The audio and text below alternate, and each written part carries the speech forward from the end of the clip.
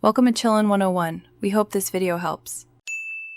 You start now, power down the watch, and once done, remove the case back and battery if possible. This prevents shorting. Make sure to use a 0.5 mm screwdriver and a plastic pry to avoid damage. Lay parts in a tray in order and photograph each step so you can reverse it. Don't waste time drying the outside only.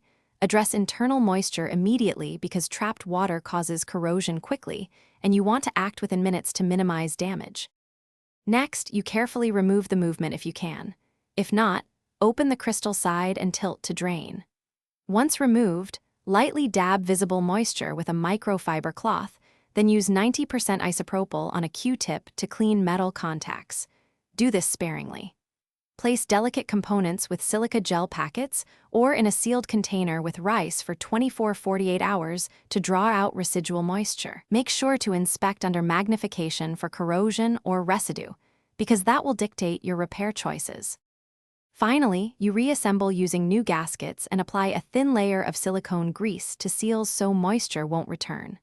Once done, insert a fresh battery and observe function for several hours, then test accuracy over 24 hours. Make sure hands move smoothly and alarms work. If the watch fails to start or shows erratic behavior, don't keep running it. Stop and seek professional service because corrosion can spread. Troubleshooting tip: